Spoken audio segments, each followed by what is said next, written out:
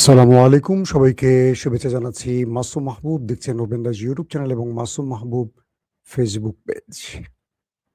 পৃথিবীর যেই প্রান্ত থেকে যারা দেখছেন সবার জন্য শুভকামনা। দর্শক বেশ কিছু গুরুত্বপূর্ণ খবর আছে। আহ ১ম কোনটা দিয়ে শুরু করব? মার্কিন প্রেসিডেন্ট ডোনাল্ড ট্রাম্প আবারও আলোচনায়। তিনি সবসময় আলোচনায় থাকতে পছন্দ করেন। তার শখ হলো আলোচনায় থাকা। যখন তিনি আলোচনায় থাকেন না, তখন তিনি নানান রকম ব্যঙ্গাত্মক কথা বলেন, চটকদার কথা বলেন, ভাইরাল হওয়ার মতো কথা বলেন। অনেকটা হিরো আলমের সাথে তুলনা করা যায়। অনেকটা তারেকের সাথে তুলনা করা যায়। অনেকটা বিরানী আলমের মতো আলমের সাথে তুলনা করা যায়। দেখবেন যখন হালে পানি পাচ্ছে না, তখন এমন কিছু কাণ্ড করবে তারেক বা এই যাদের নাম বললাম, ডোনাল্ড ট্রাম্পের মতো, বুঝছেননি? তখন তিনি আবার আলোচনায় আসবে। মার্কিন প্রেসিডেন্ট ডোনাল্ড ট্রাম্পের উপর ২ দফা হামলা আগে কিন্তু হয়েছিল নির্বাচনের আগে এবং ওই ২ দফা হামলার কারণে তিনি একটা বড় বিজয় পেয়েছিলেন। তখন অভিযোগ উঠেছিল যে মার্কিন এস্টাবলিশমেন্ট তাকে প্রেসিডেন্ট পদে দেখতে চায় না। এটা কিন্তু সত্য ছিল। নানান রকম চাপে ফেলে তাকে রিপাবলিকান শিবিরই হারাতে চেয়েছিল, কিন্তু টিকে গেছেন। এরপর নির্বাচনের দৌড়েও তাকে হারাবার চেষ্টা করা হয়েছে ২ দফা হামলার পর। তিনি বিজয় লাভ করেছেন। এখন হামলার তিনি করিয়েছেন না অন্য কেউ করিয়েছে, সেটা আমার আপনার না। তথ্যটা আমেরিকাই পরিষ্কার জানে। যখন ইরান যুদ্ধে কোণঠাসা, তরতর করে তার জনপ্রিয়তা নিচের দিকে নামছে, ডাউন হচ্ছে, তখন হঠাৎ করে ট্রাম্প, যেখানে হাজার, হাজার হোয়াইট হাউজের লিস্টেড বিশাল মাপের সাংবাদিকরা, বড় মাপের সাংবাদিকরা, ডক্টর জাহিদের মতো উপদেষ্টারা এসে বসে আছেন, তখন সেখানে একজন অস্ত্র হাতে নিয়ে এসে গুলি করল। এটা নিয়ে নতুন প্রশ্নের তৈরি হলো। কেউ বলছেন ট্রাম্প তার জনপ্রিয়তা বাড়াবার জন্য এটি করছেন, কেউ বলছেন আমেরিকাতে ট্রাম্পের শত্রু ক্রমান্বয়ে বাড়ছে কারণ তার ইসরায়েল প্রীতি আমেরিকানরা সহ্য করতে পারছে না। তথ্য সব রকমই আসছে। ধরেন যে ব্যক্তি অ্যালান, ৩১ বছর বয়স্ক এই ক্যালিফোর্নিয়ার যুবক, পেশায় একজন শিক্ষক, আবার গেম সফটওয়্যার ডেভেলপার। খুব মেধাবী হিসেবে তাকে সবাই চেনে। এই ৩১ বছরের যুবক অ্যালান কি করে এই অঞ্চলে, মানে এই হিলটন, একটা গুরুত্বপূর্ণ হোটেল যেখানে প্রেসিডেন্ট নিজে রাষ্ট্রের গুরুত্বপূর্ণ সাংবাদিকদের নিয়ে, আরো গুরুত্বপূর্ণ হাই অফিসিয়ালদের নিয়ে, ডেলিগেটদের নিয়ে কি বলবো, ডিনার করছেন, আলোচনা করছেন, সেই সময় অস্ত্র হাতে নিয়ে একটি নয়, একটি রাইফেল, একটি পিস্তল, সঙ্গে আরো ধারালো অস্ত্র নিয়ে সে প্রবেশ করে এবং সেখানে তিনি টার্গেট করে গুলিও করে। পরবর্তী সিক্রেট এজেন্টরা প্রেসিডেন্টের তাকে আটকে ফেলে, তাকেও গুলি করে এবং তার গুলিতে একজন নিরাপত্তা বাহিনীর সদস্য আহত হয়। বাট তার শরীরে লাইফ জ্যাকেট থাকায়, যেটাকে কি বলে, বডিকে রক্ষা করার জন্য, তিনি খুব বেশি আহত হননি এবং তাকে পাকড়াও করা হয়। তাকে আগামী সোমবার আদালতে তোলা হবে। এখান থেকে অনেকগুলো প্রশ্ন আসে।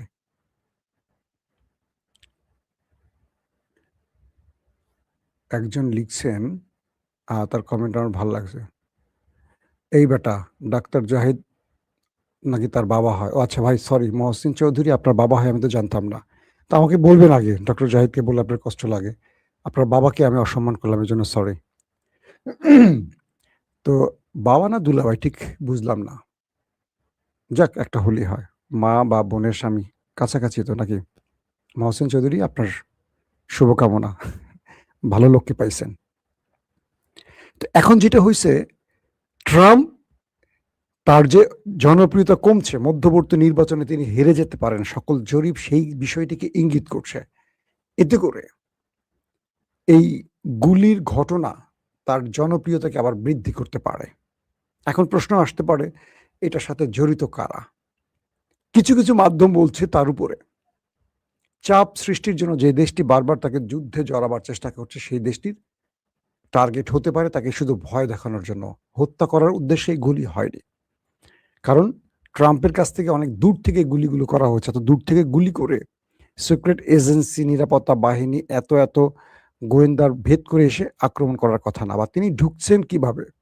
ওই অঞ্চলে একটা ছোট ছুরি নিয়েও ঢোকার কথা না। সেখানে ঢুকলেন কি করে? অনেক প্রশ্ন আসছে।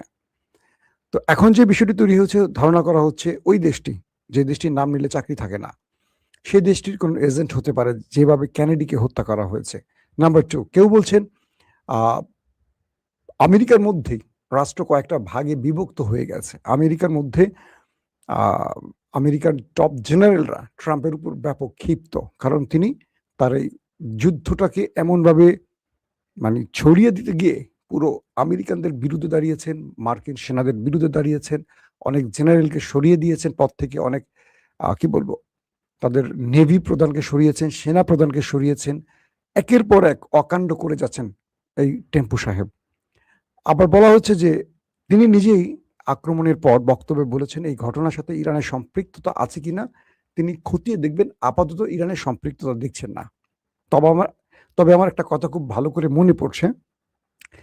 Ali Larijani, doctor Ali Larijani শাহাদত বরণের 2 দিন আগে আমি আপনাদের খবর দিয়েছিলাম, মনে আছে কিনা দেখেন।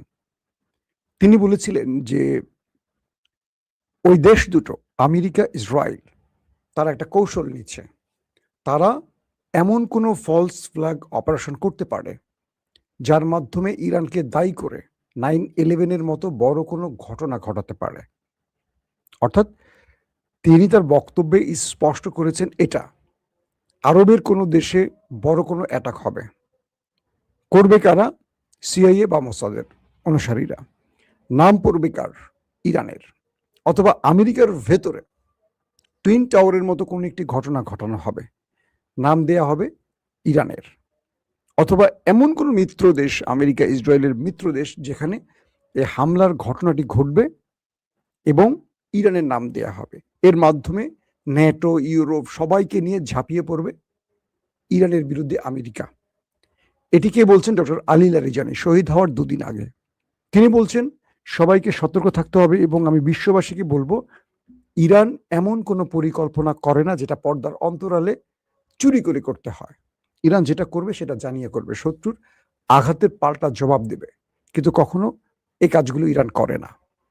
ঠিক তার 2 দিন পরেই ওই দেশটি, নেতানিয়াহুর দেশটি, আলী লারিজানিকে স্ট্রাইক চালিয়ে মেরে দেয়। কারণ তিনি এই তথ্যটি ফাঁস করায় ওরা বিপদে পড়ে যায়। কারণ এই গুপ্ত হত্যা বা এই ফলস ফ্ল্যাগ অপারেশনগুলোর করার ওস্তাদ কিন্তু ওই দেশটি। টুইন টাওয়ারে কারা হামলা করেছে এটা নিয়ে কিন্তু ওই দেশটিকে ইঙ্গিত করা হচ্ছে। এরকম বড় বড় গুপ্ত হত্যা, গুপ্ত, খেয়াল করবেন শব্দটা হচ্ছে গুপ্ত। বাংলাদেশ এখন গুপ্ত খুব মার্কেট পাইছে। আমার নিজেকে গুপ্ত বলতে ভাল লাগে, আমি নিজেকে গুপ্ত বলি। কারণ কেন জানেন? গুপ্ত হলো বিজেতাদের গোষ্ঠী। যারা বিজেতা বিজয় লাভ করে তারা হলো গুপ্ত। কারণ গুপ্ত সবাই হতে পারে না, এবং বাংলাদেশ গুপ্তদের মাধ্যমে স্বাধীন হয়েছে 2য় বার। অনেকে এটা স্বীকার করতে রাজি না, আমি স্বীকার করি, ভালো লাগে। কেউ বলছে সাউন্ড নাই, একজন ব্যক্তি বলছেন সাউন্ড নাই, নাকি সবাই বলছেন সাউন্ড নাই?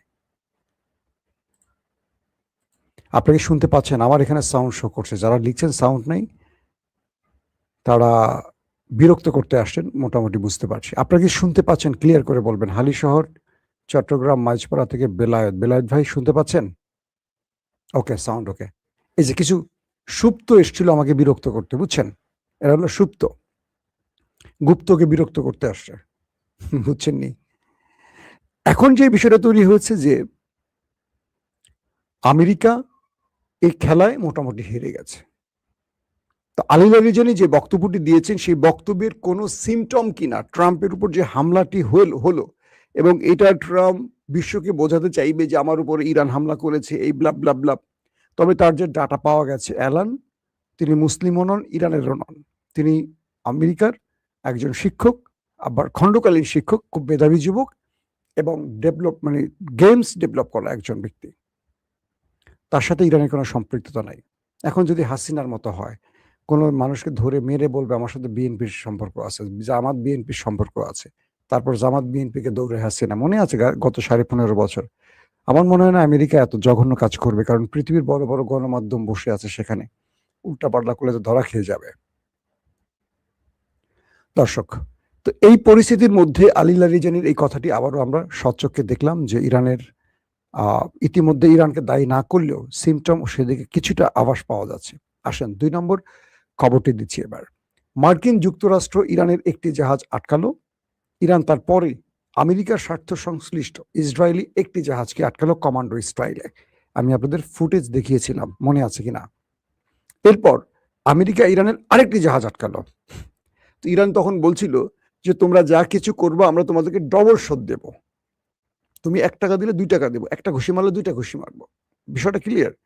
আজকের খবর হলো ইরান আরো 2টা জাহাজকে আবার আটক করে ফেলেছে, মার্কিন স্বার্থ সংশ্লিষ্ট অর্থাৎ ইসরায়েলি জাহাজ। এই জাহাজগুলো ইসরায়েলের মালিকানাধীন, কিন্তু বিভিন্ন নামে আসে, বিভিন্ন ফ্ল্যাগ উড়িয়ে আসে, যাতে ইরান বুঝতে না পারে। কিন্তু ইরানের কাছে তো তথ্য থাকে, গোয়েন্দা তথ্য। এই তথ্যের আলোকে ইসরায়েলি আরো 2টো জাহাজকে ইরান আটক করে ফেলেছে। এখন ট্রাম্প পড়ছেন মহা বিপদে, যে ইরান যা বলে তাই তো করতেছে, এখন কি করব আমরা? ট্রাম্প হরমুজে সবচেয়ে বড় কি বিপদে পড়েছে জানেন?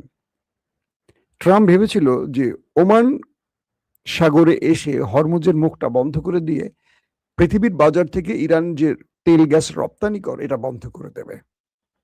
আজকে পর্যন্ত 80 থেকে 90টি জাহাজ এ পর্যন্ত ইরান অবরোধকালীন সময়, মানে মার্কিন যুক্তরাষ্ট্রের অবরোধকালীন সময় 80 থেকে 90টা জাহাজ ইরান তেল গ্যাস সহ পৃথিবীর বাজারে ছেড়ে দিয়েছে, পরিবহন করতে পেরেছে। তো এজন্য আমেরিকার ব্যর্থতার জন্য কিন্তু নৌবাহিনী প্রধান হয় পদত্যাগ করেছেন অথবা তাকে সরিয়ে দেয়া হয়েছে। আমেরিকাকে বারবার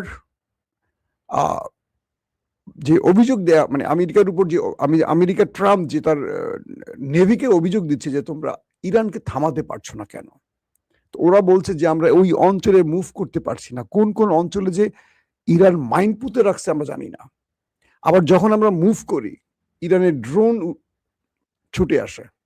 ইরান তো পরিকল্পিত, ধরেন 2টা জাহাজ ছাড়ছে, তাদের ড্রোন উপরে আছে, যদি শত্রু টার্গেট করতে আসে হিট করবে এইভাবে। তো হরমুজ প্রণালী দিয়ে এক হিসেবে আমেরিকা ইরানের লাভ করছে। কেন? হরমুজ প্রণালী বন্ধের জন্য গালফ কান্ট্রির তেল মোটামুটি আটকে গেছে। তো তেল আটকে যাওয়ার কারণে এখন পৃথিবীর বহু দেশ ইরান থেকে তেল কিনছে। আবার তাদের উপর আমেরিকা নিষেধাজ্ঞা দিতে পারছে না, কারণ তারা আমেরিকার মিত্র। শুধু চীনের উপর নিষেধাজ্ঞা দিয়েছে। চীন তো এগুলোকে থোড়াই কেয়ার, কিছু মনে করে না, পাত্তাই দেয় না। তো একদিকে ধরেন আগে ইরান যদি $10 তেল বেচতো, এখন ইরান $100 তেল বেচতে পারছে। এই যুদ্ধের যে ক্ষতি ইরান পুষিয়ে নিচ্ছে। তারপর হরমুজ প্রণালী থেকে ইরান টোল আদায় করেছে অনেক। এই টোলগুলো তাদের রাষ্ট্রীয় ব্যাংকে জমা হয়ে গেছে। এটা ইরানের জন্য একটা বিশাল সুখবর।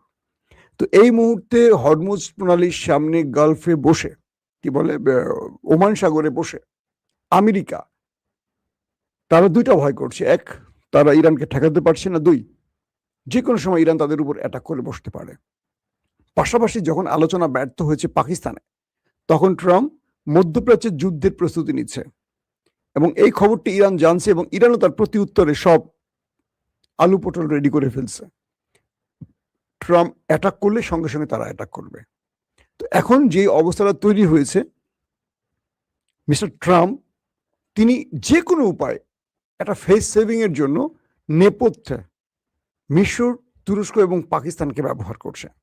তবে এই মুহূর্তে ফরম্যাটে বা লাইমলাইনে আছে পাকিস্তানের ফিল্ড মার্শাল আসিফ মনির। যা কিছু হচ্ছে আসিফ মনিরকে বলছেন, আসিফ মনির ইরানকে বলছে, ইরান আসিফ মনিরকে বলছে, যে কারণে ইরানের পররাষ্ট্রমন্ত্রী আব্বাস আরাগচি পাকিস্তান সফরটি শুরু করেছেন প্রথমে। পরবর্তী পাকিস্তানের একটি বিমান নিয়ে তিনি ওমানে চলে গেছেন। ওমান থেকে তিনি আবারও পাকিস্তানে আসবেন। পাকিস্তান থেকে তিনি আবার রাশিয়াতে যাবেন, তারপর ইরানে ব্যাক করবেন। এবং সবকিছু মিলে এই মুহূর্তে যে বিষয়টি মনে হচ্ছে যে ইরান আমেরিকাকে আর কোনো প্রকার ছাড় দিতে চাচ্ছে না। আমেরিকা যতটুকু চাচ্ছে যুদ্ধ এড়িয়ে চলতে, কিন্তু ইরান যে সুবিধাগুলো পাচ্ছে এই সুবিধাগুলো বন্ধ করতে চাইছে, হরমুজ প্রণালী, টোল আদায়, বিভিন্ন। কিন্তু ইসরায়েল আমেরিকাকে যুদ্ধ থেকে বাড়ি ফিরতে দিচ্ছে না। আর ইরানও কেন যেন মনে হচ্ছে এটা যুদ্ধ হোক চায়, কারণ ইরান এমনভাবে গুছিয়ে নিয়েছে। ইরানের অপশন 2টো, এক, তুমি যুদ্ধ চাইলে আসো, আর দ্বিতীয় হলো যদি যুদ্ধ না চাও তাহলে আমার শর্ত মানো। ইরানের শর্ত যদি মানে আমেরিকা বা ট্রাম্প, তাহলে আমেরিকার পরাশক্তি থাকে না, কোনোভাবেই থাকে না। তাই আমেরিকা একটা যুদ্ধের দিকে যাচ্ছে এখন।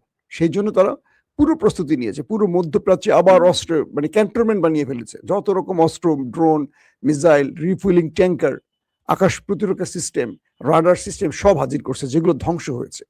আজকেও মার্কিন কয়েকটা গণমাধ্যমের স্পেশাল স্টোরিতে দেখলাম যে ট্রাম্প যে সংখ্যাগুলো বলেছেন তিনি অনেক কমিয়ে বলেছেন। তারা বলছে যে মধ্যপ্রাচ্যে, মানে গালফ কান্ট্রিতে ইরানের হামলায় যে পরিমাণ আমেরিকা ক্ষতিগ্রস্ত হয়েছে গত 50-60 বছরে এত ক্ষতি আমেরিকার হয়নি। পুরো গালফকে নাকি গালফের ভেতরে যতগুলো ঘাঁটি আছে প্রত্যেকটা ঘাঁটিকে লন্ডভন্ড করে ফেলেছে ইরান। তাই নতুন করে আবার তাকে বিভিন্ন জায়গা থেকে দক্ষিণ কোরিয়া থেকে চাওয়া হয়েছে, বিভিন্ন দেশ থেকে সাহায্য চাওয়া হয়েছে, জাপান থেকে সাহায্য চাওয়া হয়েছে। কেউ আমেরিকার ডাকে সাড়া দেয়নি। তাই আমেরিকা 1000 মাইল পাড়ি দিয়ে আবারও সামরিক অস্ত্র তাদের কি বলবো ইকুইপমেন্ট গুলো আবার পাকিস্তান কি বলে মধ্যপ্রাচ্যে এনে জড়ো করছে। তো এখন এই মুহূর্তে ট্রাম্প আসলে বড় বেকায়দায় আছেন একটা কারণেই, ইরানকে যতবারই হুমকি দিচ্ছেন ইরান আসলে হুমকিকে তোয়াক্কা করে না। ইরান মরতে রাজি আছে কিন্তু তার পতাকা দিতে রাজি না। ইরান মরতে রাজি আছে কিন্তু হরমুজ দিতে রাজি না। ইরান মরতে রাজি আছে কিন্তু পরাজয় মেনে নিতে রাজি না। এটাই হলো ট্রাম্পের জন্য সবচেয়ে বড় ধাক্কা। দর্শক, আজ রাত 11টা থেকে 12টার মধ্যে ইনশাআল্লাহ আবারও চেষ্টা করব আরো অনেকগুলো ব্রেকিং খবর দেওয়ার জন্য। এখনকার মতো বিদায় নিচ্ছি। প্রত্যেকে ভালো থাকবেন। আল্লাহ হাফেজ।